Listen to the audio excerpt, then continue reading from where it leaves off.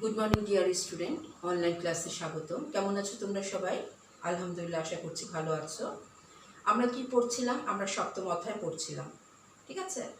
আমাদের আরোহ কি পড়া ছিল? আরোহের ভিত্তি আমরা শুরু করেছি। ভিত্তি হচ্ছে দুই প্রকার, একটা হচ্ছে আকারগত এবং আরেকটা হচ্ছে বস্তুগত।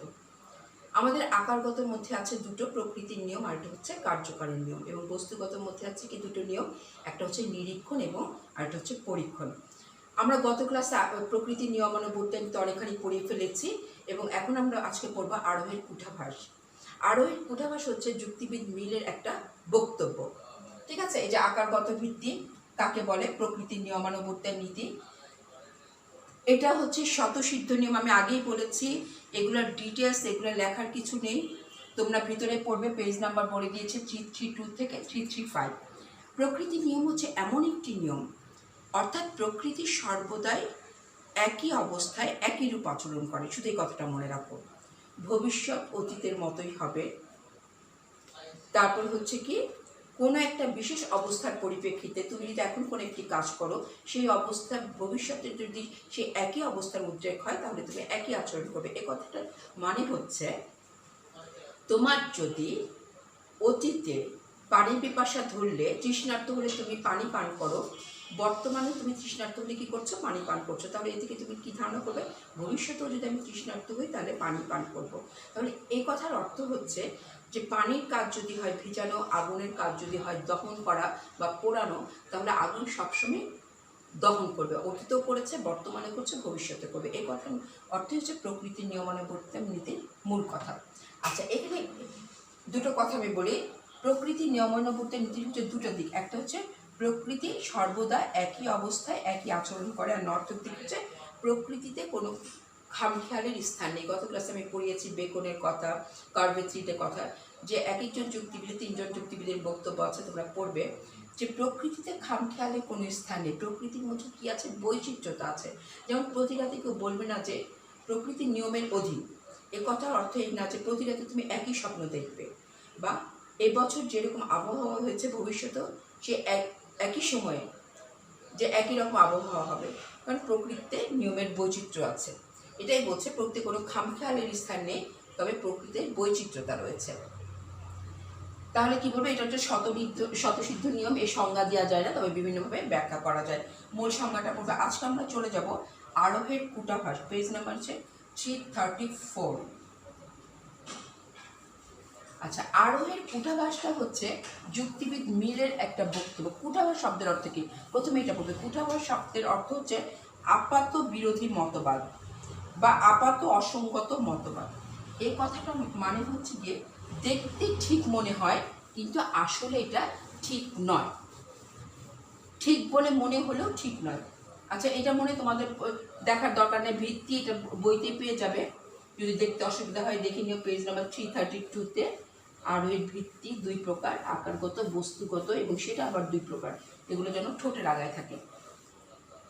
আচ্ছা, এখন হচ্ছে 7.4 আরোহের কুঠাভাস। 7.4 আরোহের কুঠাভাস।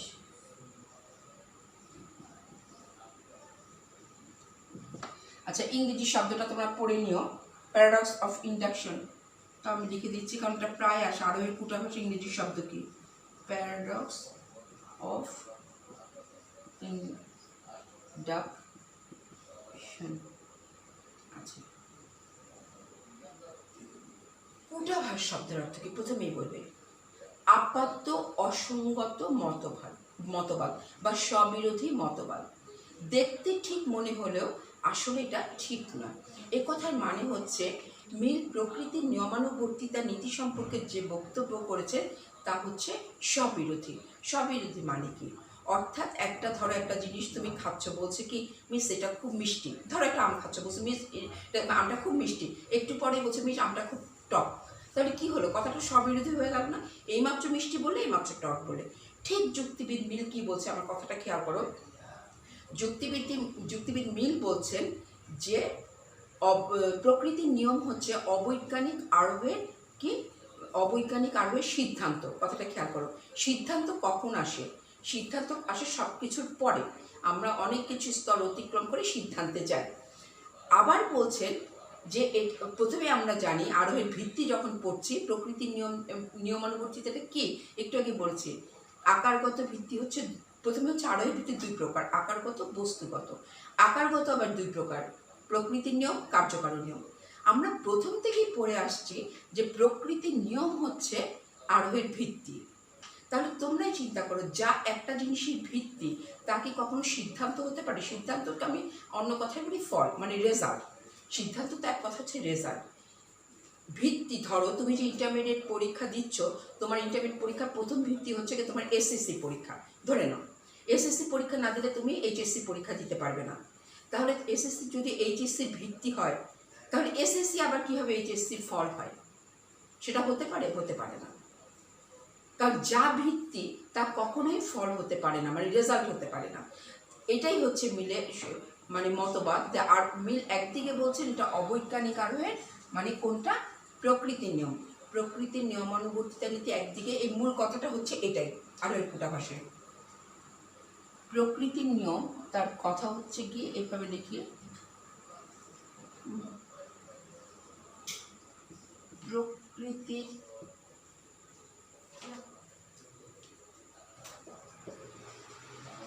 নিয়ম বর্তিতা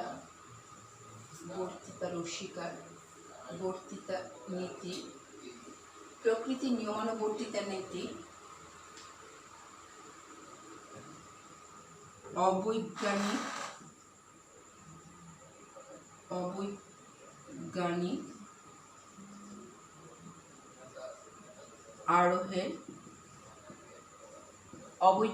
আরোহের সিদ্ধান্ত, আবার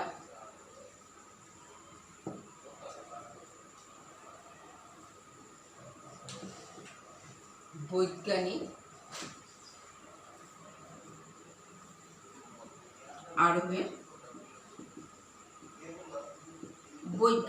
আরোহের ভিত্তি। তাহলে কথাটা খেয়াল করো, একদিকে বলছে ভিত্তি, বৈজ্ঞানিক এবং অবৈজ্ঞানিক দুটাই কিন্তু আরোহের শ্রেণী বিভাগ, আমরা জানি প্রকৃত আরোহের। একদিকে বলছে সিদ্ধান্ত মানে রেজাল্ট, যে ওই কথাটা জাস্ট তোমার ব্রেনে ফেলবে মুখস্থ করার সময়। এসএসসি যদি এইচএসসির ভিত্তি হয়, এসএসসি না করলে তো তুমি এইচএসসি পরীক্ষা দিতে পারবে না। তাহলে কি করে আবার এসএসসিটা এইচএসসির রেজাল্ট হয়, ফলাফল হয়? এটা কি হতে পারে? হতে পারে। সুতরাং এইটাকে বলা হয় আরোহের কূটাভাস বা আপাত্ত অসঙ্গত মতবাদ। আচ্ছা, এখানে ডিটেলস আছে, তোমরা পড়ে নিও। পরস্পর বিরোধী বক্তব্য ফুটে ওঠে, যেমন প্রকৃতির নিয়মানুবর্তিতা নীতিকে আরোহের সিদ্ধান্ত এবং এই নীতিটিকে বৈজ্ঞানিক অবৈজ্ঞানিক সকল আরোহ অনুমানের ভিত্তি। সুতরাং এই নীতিটি একদিকে ভিত্তি, অন্যদিকে সিদ্ধান্ত, এটা হচ্ছে অসঙ্গত, এবং এই মতবাদকে বলা হয় আপাত অসঙ্গত মতবাদ। আচ্ছা, এখানে সমালোচনা আছে দুটো, অবশ্যই সমালোচনাগুলো পড়বে। তোমাকে কোশ্চেন করবে এটা কি গ্রহণযোগ্য মতবাদ? অবশ্যই গ্রহণযোগ্য নয়। জাস্ট কেন নয়? একই জিনিস, একটা বিষয়ের ভিত্তি এবং ফল হতে পারে না। একটা দিবে এটা, দ্বিতীয় আরেকটা দিবে যে বৈজ্ঞানিক, আমরা জানি, তোমরা জানো এটা, যে অবৈজ্ঞানিক আরোহের সিদ্ধান্ত, এটা তোমরা সেকেন্ড ইয়ারে পড়বে, জাস্ট এখন জেনে নাও। অবৈজ্ঞানিক আরোহের সিদ্ধান্তটা সবসময় হয় অনিশ্চিত, আর বৈজ্ঞানিক আরোহের সিদ্ধান্ত নিশ্চিত। জাস্ট এটা মনে রাখো। তাহলে একটা সিদ্ধান্ত অবৈজ্ঞানিকের যদি এটা সিদ্ধান্ত হয় তাহলে এটা হচ্ছে অনিশ্চিত, আর বৈজ্ঞানিকের যদি এটা ভিত্তি হয় তাহলে এটা নিশ্চিত। একটা জিনিস, একই জিনিস, অনিশ্চিতের কীভাবে সিদ্ধান্ত হতে পারে আর নিশ্চিতের কীভাবে ভিত্তি হতে পারে। ঠিক আছে, কথাটা এইভাবে এখানে লেখা আছে যে দেখো, আমরা জানি অবৈজ্ঞানিক আরোহের সিদ্ধান্ত অনিশ্চিত এবং বৈজ্ঞানিক আরোহের সিদ্ধান্ত নিশ্চিত। তাহলে কীভাবে নিশ্চিত বিষয়ের ভিত্তি, মানে অনিশ্চিত বিষয়, মানে সিদ্ধান্তটা তো অনিশ্চিত বিষয়, অবৈজ্ঞানিক অনিশ্চিত বিষয় কীভাবে নিশ্চিত বিষয়ে ভিত্তি হতে পারে, সেটা বোধগম্য নয়। বা এভাবে কথাটা লিখতে পারো, একই বিষয় নিশ্চিত এবং অনিশ্চিতের ভিত্তি কীভাবে হয় সেটা বোধগম্য নয়, সুতরাং এটা গ্রহণযোগ্য মতবাদ নয়। আচ্ছা, এখন আমি চলে যাব তাহলে প্রকৃতির নিয়মানুবর্তিতা কীভাবে পড়বে। তোমরা প্রথমে পড়বে সংজ্ঞা। সংজ্ঞা মানে এখানে তোমরা প্রথমেই বলবে যে প্রকৃতির নিয়মানুবর্তিতা ছিল স্বতঃসিদ্ধ নিয়ম, এটা আরোহের আকারগত ভিত্তি, একে বিভিন্নভাবে ব্যাখ্যা করা যায়, তবে সংজ্ঞা দেওয়া যায় না।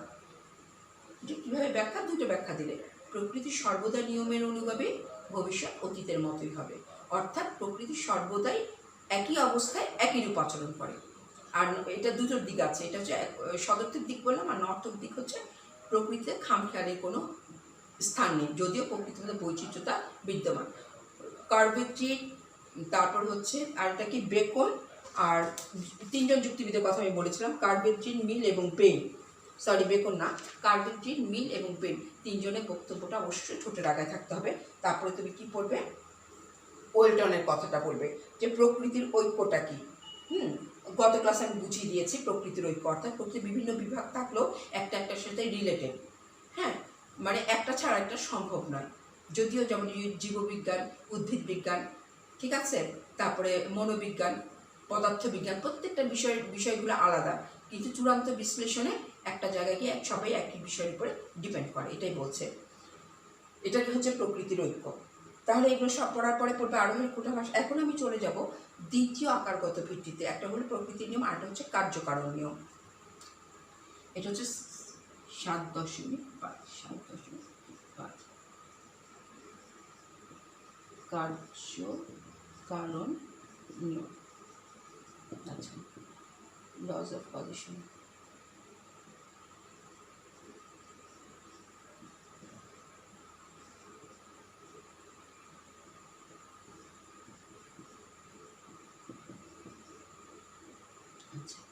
লজ অফ কজিশন, এই কথাটার মানে হচ্ছে, এক কথায় বলবে, এখানে অনেকগুলো কথা আছে। যে ঘটনা শুরু আছে তার একটা কারণ আছে।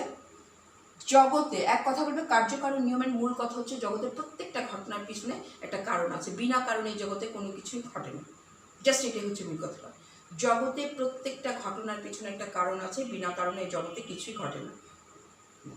অবশ্যই তুমি পেজ নাম্বার হচ্ছে এটা 335।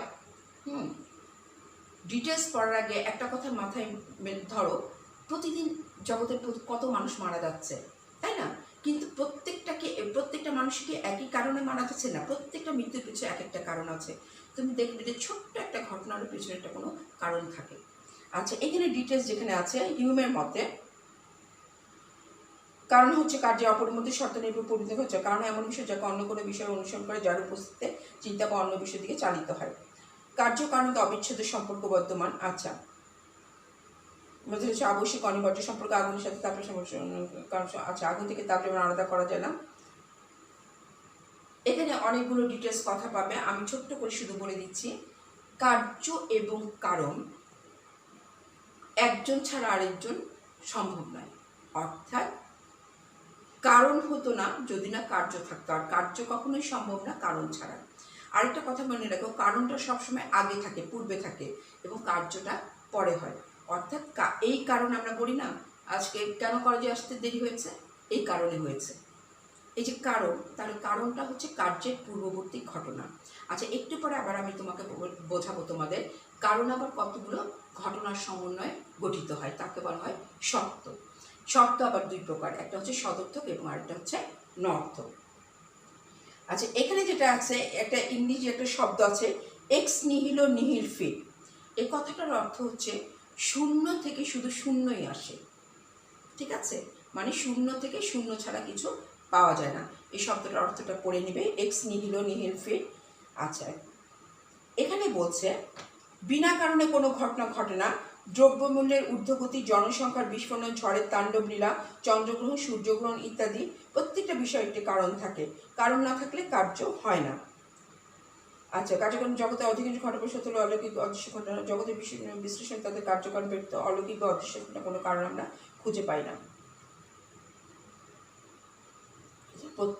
প্রত্যেক ঘটনারই কারণ আছে এবং এক কারণ থেকে একই কারণ একই কার্য উৎপাদন করে। আর নর্থক থেকে কোনো ঘটনার সাথে ঘটে না, কোনো ঘটনায় অনিয়মিত করে অন্যভাবে অনুসরণ করে না। আচ্ছা, এখানে কার্যকারণ নীতির মূল কথা হচ্ছে কি, তাহলে আমরা জগতের প্রত্যেকটা ঘটনার পিছনে একটা কারণ আছে, বিনা কারণে কোনো কিছু ঘটনা শূন্য থেকে কেবল শূন্যই আসে। আচ্ছা, এখানে অনেকগুলো উদাহরণ আছে, যেমন যে দ্রব্য মূল্যের বর্তমানে যদি দেখো দ্রব্যের মূল্যের ঊর্ধ্বগতি, বা এখন যে লকডাউন হচ্ছে কিসের কারণে লকডাউন হচ্ছে, নিশ্চয়ই একটা কারণ আছে। তাই বলছে জগতের যে প্রত্যেকটা চন্দ্রগ্রহণ, সূর্যগ্রহণ, সব কিছুর পেছনে কারণ আছে। তবে এই কার্য এবং কারণের সম্পর্ক তিনি অভিজ্ঞতাবাদী দার্শনিক হিউম কার্যকারণ নীতিকে ব্যাখ্যা করতে গিয়ে কার্যকারণের যে অপরিহার্য সম্পর্ক অস্বীকার করেন। এই লাইনটা মনে রাখবে, কারণ আমরা প্রত্যেকটা যুক্তিবিদে পড়েছি কার্য এবং কারণ অবিচ্ছেদ্য সম্পর্কে বিদ্যমান। একমাত্র হিউম বলছেন কার্য এবং কারণের মধ্যে অবিচ্ছেদ্য সম্পর্ক বিদ্যমান নয়। কেন নয় এটা অনেক ডিটেলস, এটা জানা দরকার নেই। তবে এটা মনে রাখো যে কার্য ছাড়া, কারণ ছাড়া কখনোই কার্য হয় না। কার্যকে ঘটতে হলে অবশ্যই কারণ থাকতে হবে, এবং কারণটা পূর্বে থাকে, কার্যটা পরে থাকে। আচ্ছা, এখানে আর আছে কারণ অবশ্যই সব কার্যকে ব্যাখ্যা করা হয় কারণ দিয়ে, কারণকে ব্যাখ্যা হয় কার্য দিয়ে। অবশ্যই আগুনের তাপের কারণের সকল। আচ্ছা, এখানে যে উদাহরণটা দিয়েছে যে আগুনের সাথে তাপের যেমন সম্পর্ক, কার্যের সাথে কারণের তেমন সম্পর্ক। মানে তাপ থেকে যেমন আগুনকে আলাদা করা যায় না, আগুন থেকে তেমনি তাপকে আলাদা করা যায় না।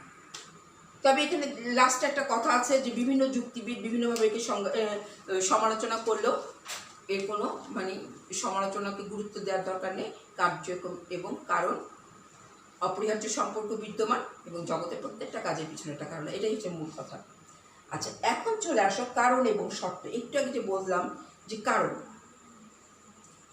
যেমন ধরো একজন ব্যক্তির মৃত্যু হলো, হ্যাঁ, কি সে বিষ পানে মারা গেল, তাহলে কি তার মৃত্যুটার কারণ কি? বিষ পান করা। আরেকজন মারা গেল কি হবে? দীর্ঘ রোগ ভোগের ফলে বা ক্যান্সার হওয়ার ফলে। আচ্ছা, তাহলে এই যে কথাগুলো, এটা হচ্ছে কারণ। এখন বলছে কারণ এবং শর্ত কি জিনিস?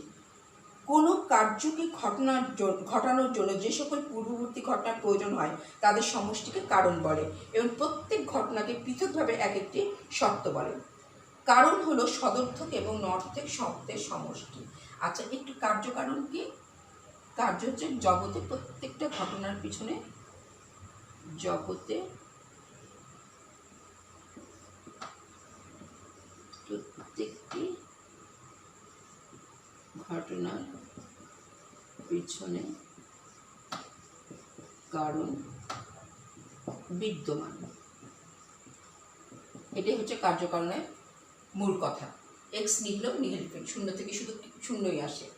আচ্ছা, এবং অবিচ্ছেদ্য সম্পর্ক বিদ্যমান, তাপ এবং আগুন যা বলছে। আর কারণ হচ্ছে কি? সদর্থক। কারণ হলো সদর্থক ও নর্থক শর্তের সমষ্টি। এই কথাটা মানে হচ্ছে, ধরো তুমি 2 বছর ইন্টারমিডিয়েট পড়লে, তাই না? আমরা 2 বছরই বলি। পরীক্ষা দিতে গেলে তোমার পরীক্ষা খারাপ হলো, তাহলে কি বললো? যে আমার প্রিপারেশন ভালো ছিল না। আমার প্রিপারেশন ভালো ছিল না, এটা কারণ আমার পরীক্ষা খারাপ হয়েছে। কিন্তু খেয়াল করে দেখো, এই যে প্রিপারেশন কেন ভালো ছিল না, এটার পিছনে কিন্তু অনেকগুলো ঘটনা আছে। হয়তো তোমার বাসার পরিবেশ ভালো ছিল না, হয়তো তোমার পড়ার মতো উপযোগী পরিবেশ ছিল না, তোমার পড়ার মতো বই ছিল না, তোমাকে যে পড়াটা বোঝাবে তোমার কোনো প্রাইভেট টিচার ছিল না। অনেকগুলো কিন্তু ঘটনা, কারণ কিন্তু শুধু একটা না, অনেকগুলো ঘটনার সমন্বয়ে কিন্তু একটা কারণ হয়। তাহলে এই যে এক একটা ঘটনা, এটাকেই বলা হয় শর্ত। শর্ত আবার 2 প্রকার, একটা হচ্ছে সদর্থক এবং একটা নর্থক। সদর্থক, এগুলো বই থেকে পড়বে, আমি জাস্ট এমনি ছোট ছোট করে বুঝিয়ে দিচ্ছি। সদর্থক শর্ত এগুলো কিন্তু ছোট ছোট করে পড়বে, 2 নম্বরের অ্যান্সার আসবে। সদর্থক শর্ত হচ্ছে যে শর্তের উপস্থিতিতে ঘটনাটা ঘটে। যেমন ধরো একটা ছেলে গাছে উঠলো, গাছে উঠার পরে সে কি বলে গেল? মাটিতে পড়ে গেল। এখন কোন শর্তগুলোর উপস্থিতিতে সে পড়ে গেল? এক হলো তার গাছের ডালটার তুলনায় তার ওজনের কি, দেহের ওজন ছিল ভারী, এই শর্তটা বিদ্যমান। আরেকটা কি ছিল? কোন শর্তটা ছিল উপস্থিতিতে? ডালটা নরম ছিল।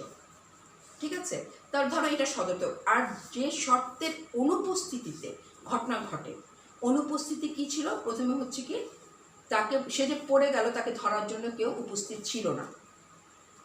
ঠিক আছে, তারপর এই যে যেটা অনুপস্থিত সেটা হচ্ছে নর্থক শর্ত, আর যেটা উপস্থিত সেটা হচ্ছে সদর্থক শর্ত। এখানে অনেকগুলো উদাহরণ আছে বইতে, পেজ নাম্বার হচ্ছে 336। এখন আমি পড়াবো 336 to 337। 336 337। তাহলে সদর্থক শর্ত এখানে আছে, যেসব শর্ত উপস্থিত থাকলে কার্য সংগঠিত হয়, তাহলে শর্ত সদর্থক এবং নর্থক শর্ত। শর্তের উপস্থিতি, এটা হচ্ছে শর্তের উপস্থিতি, শর্তের উপস্থিতি, আর এটা হচ্ছে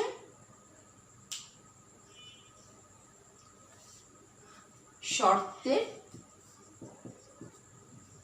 অনুপস্থিতি।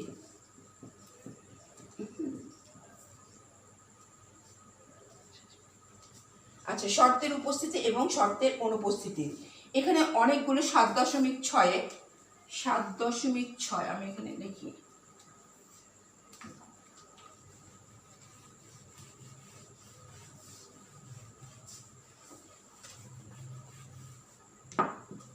সাত দশমিক ছয়ে কারণ ও শর্ত।